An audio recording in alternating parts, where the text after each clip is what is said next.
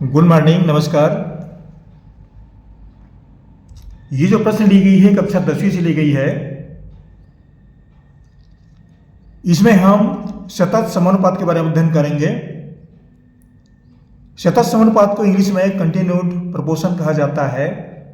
इस वीडियो को प्रारंभ करो।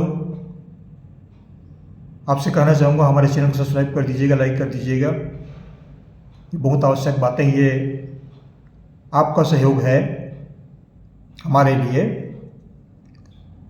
तो चलिए पढ़ते हैं सतत समानुपात के बारे में। इसमें मान लो 3 राशियां दी गई हैं A, B और C। तो सतत समानुपात के नियम से हम लिखेंगे इसको A अनुपात B अनुपात C, इस तरह लिखा जाता है। A जो है प्रथम पद, ये मध्य पद और ये तृतीय पद। यह प्रथम पद, द्वितीय पद, तृतीय पद। बीच वाली संख्या को मध्यानुपाती कहा जाता है और आखिरी संख्या को तृतीयानुपाती कहा जाता है। प्रथम अनुपाती, द्वितीय अनुपाती या मध्यानुपाती और इसको तृतीयानुपाती। तो समानुपात के नियम से क्या लिखेंगे इसको हम A अनुपात B अनुपात C को A अनुपात B समानुपात B अनुपात C, इस तरह से लिखा जाएगा। अब इसमें हमने एक प्रश्न लिया है 8xy और 4x वर्ग y का तृतीयानुपाती पता करें। तृतीयानुपाती कहने का तात्पर्य क्या है, हमको यहां पर ये c ज्ञात करना है। चलिए आगे लिखते हैं इसको हम।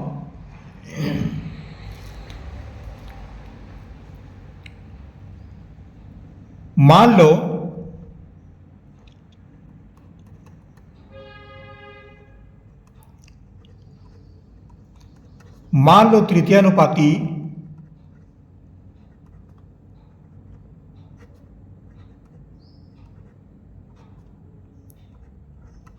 A है या B मान सकते हैं, कोई भी राशि मान सकते हैं आप।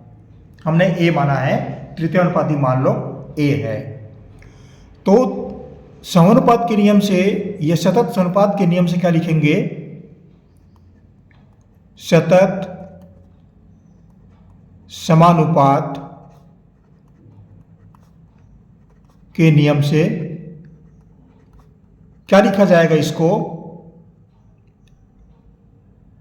8xy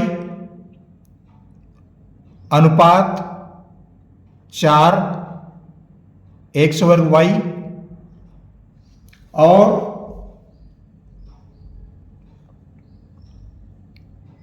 अनुपात A, इस तरह से लिखेंगे। कहने का तात्पर्य क्या है, ये प्रथम पद, मध्य पद, तृतीय पद। तो इन तीनों में संबंध क्या होता है, प्रथम और द्वितीय पद का जो संबंध है वह द्वितीय पद और तृतीय पद से होता है। यह किस तरह से होता है, इसको हम समानुपात के नियम से लिखेंगे, समानुपाती रूप में लिखेंगे। तो क्या लिखा जाएगा इसको, क्या लिखा जाएगा 8xy अनुपात 4x वर्ग y। अब यहां पर समानुपात का चिन्ह आ जाएगा। इसी संख्या को फिर लिखेंगे 4x वर्ग y अनुपात A, इस तरह से लिखेंगे इसको। अब ये 4 पद हमको प्राप्त हो गए। तो समानुपात के नियम में क्या होता है, ये प्रथम पद, द्वितीय पद, तृतीय पद, चतुर्थ पद। तो पहले पद और अंतिम पद इसको गुणा करते हैं एक साथ, और द्वितीय पद और तृतीय पद को गुणा करते हैं। इन दोनों का एक साथ गुणा होगा और इन दोनों का एक साथ गुणा होगा। तो क्या लिखेंगे इसको हम 8xy गुणित A बराबर 4x वर्ग y गुणित 4x वर्ग y। ये द्वितीय पद और तृतीय पद का गुणा हो गया। अब A का मान यहां पर हम ज्ञात करेंगे। तो A का मान ज्ञात करेंगे तो ये अंश में आ जाएगा और ये हर में।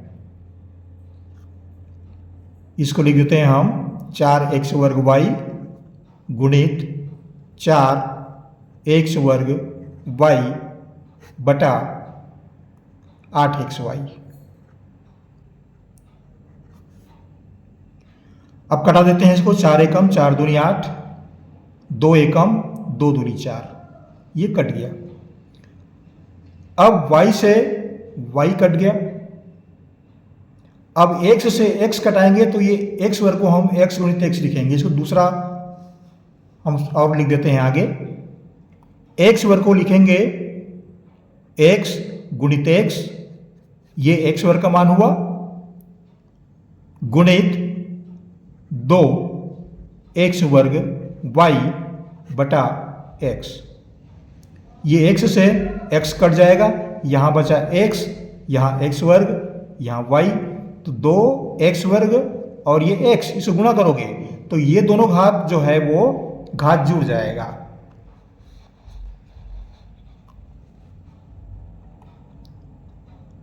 दो x वर्ग धन 1, इसका घात 1 है, जुड़ जाएगा, गुणित y।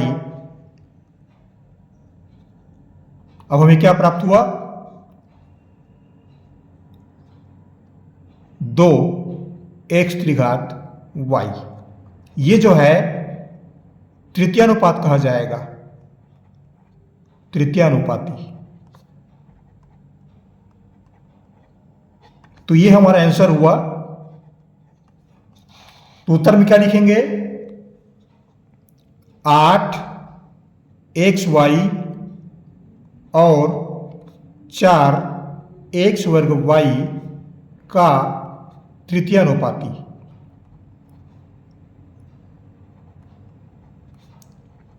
तृतीयानुपाती बराबर 2x त्रिघात y होगा। ये हमारा उत्तर हुआ।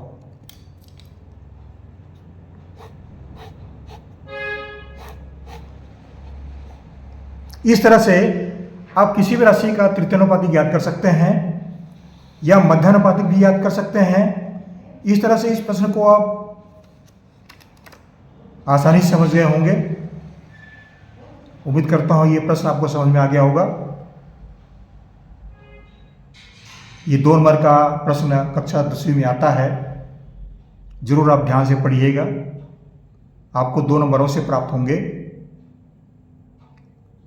हमारे चैनल को जरूर सब्सक्राइब कीजिएगा, लाइक कीजिएगा। हमारी ओर से बहुत बहुत धन्यवाद आपको। Thank you.